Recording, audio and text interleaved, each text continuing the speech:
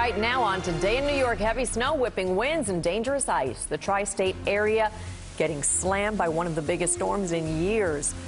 The powerful nor'easter creating dangerous conditions for our first responders as flames in New Jersey force families out into this frigid morning. And a live look outside now. Storm Team 4 is going to break down what's happening and what we can expect throughout the morning. Good morning to you. Hope you are home and safe. It's Thursday morning, December 17th. I'm Darlene Rodriguez. I'm Michael Gargiulo. So let's get the latest right now on our severe winter storm. Severe it is. NBC News reporting at least 4 people have died. 3 in Pennsylvania, 1 in Virginia. In New Jersey, a state of emergency is in effect. Right now, plows are out, but the roads are still dangerous, and most mass transit service is either suspended or delayed. Now, we have a team of reporters spread out across our area. We begin with Storm Team 4's Maria LaRosa with the latest track and snow totals. Maria, good morning. Good morning. Of course, we still have the snow falling. This is a dramatic view of that falling snow from Suffern, New York in Rockland County, where you can see from our New York State Mesonet cameras that the snow is piling up high, closing in on a foot. And not that far off from where Matt Brickman is, just over the New Jersey-New York State line. Ramapo, some light snow, back toward Monroe and Vernon into Jefferson, northwestern New Jersey. That little batch of heavy snow has made its way into East Orange and North Bergen, just coming through Manhattan now, and off towards Saddle Rock, too, seeing some snow out of this. The bigger picture showing, though, there is an end in sight. In the next couple of hours, we've seen a lot of the snow taper off across central and south Jersey. We're still getting some rain and some of that heavy at times through Suffolk County, where we've also seen sort of a back and forth with the rain, the snow, and the sleet. And it looks like that rain-snow line trying to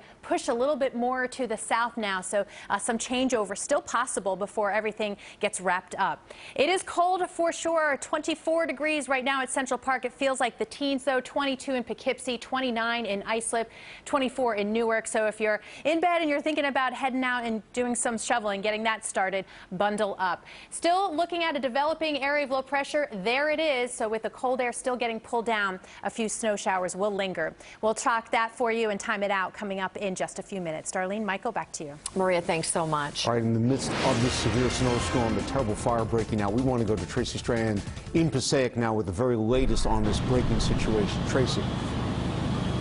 Well, Michael, Darlene, things more dramatic right now. For an explanation of exactly what went down, I'm with Chief Patrick Trenticos from the PASSAIC Fire Department.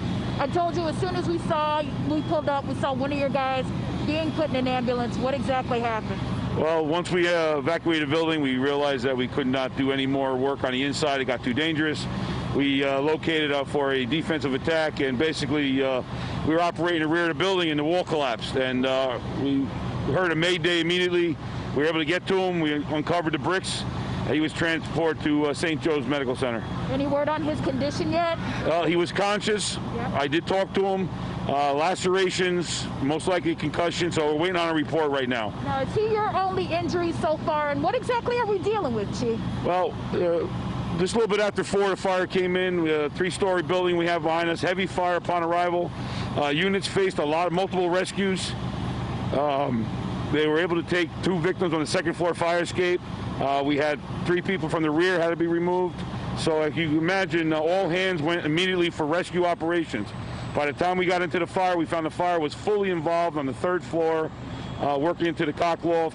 And since that, we evacuated the building. We've been fighting from the defensive attack. Now, I'm going to have Joe pan up to the flames right now as you tell me exactly what happened to make this intensify right now. What am I looking at?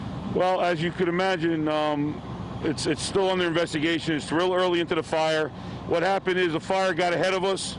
By the time we got in there, the fire was already in the walls and into the cockloft. Once it gets up into the attic, the cockloft, it spreads throughout the roof, and as you can tell, it's fully involved up there.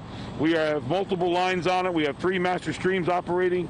We're doing our best under these extreme conditions. We have firefighters with minor injuries. Possibly some members are frostbitten. We have the elements that we're dealing with. We're working on rehab, working on EMS on the scene. So it's progressing through going to be a tough rest of the morning. Now, these elements never do you guys any favors. You're covered in some ice right now. Let's talk about the wind as well, because this is a smoky scene here on 4th Street. Well, right now, the wind is a big factor. As you could imagine, the gusts are spreading this fire. We're doing our best to contain it. Right now, we're doing a great job in keeping it from the exposures. We have minor involvement on the D side of the building, but at this point, we're doing a great job. We're containing it to the main fire building, 79 4th, and we're going to be here, like I said, throughout the morning. Our concern is that the wind gets a little stronger, would hamper our efforts, but we're doing the best we can. And any civilians injured inside? Here again, it's too early to tell, but we had well over 15 people evacuated.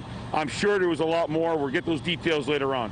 All right, Chief, thank you so much. So you heard this. This is a 3-story building that is still, as you see, on fire. Started on the 3rd floor. One firefighter taken away, and as the chief mentioned, several others injured, possibly frostbite in these very stormy conditions. Michael and Darlene, we'll send it back to you. Tracy, thanks. I mean, imagine the conditions that are going on there, Darlene. You're looking at that fire live, still burning.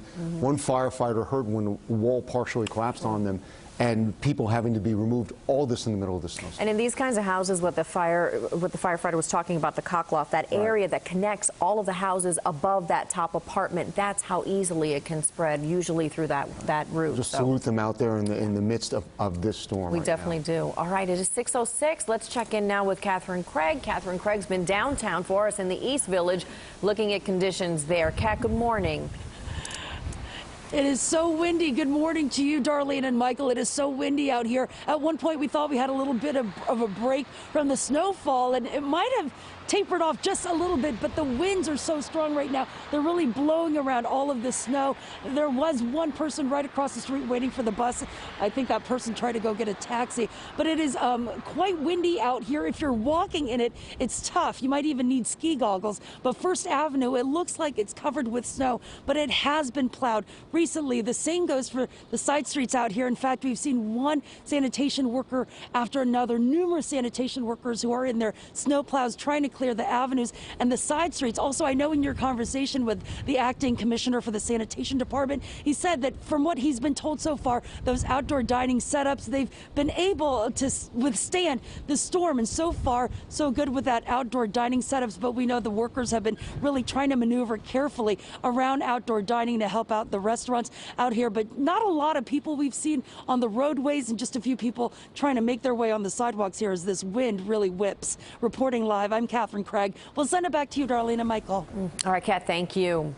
And a reminder, all New York City public school buildings closed today, but classes will still be in session. It's going to be all remote learning. Dozens of other school districts are closed across our area. You can see that list that's scrolling at the bottom of your screen. All right, let's check the transit. Let's check the roads right now. And again, should not be on the roads unless you actually have to be there. But Norm, we know that they're already, you've seen lots of yellow and orange on your map.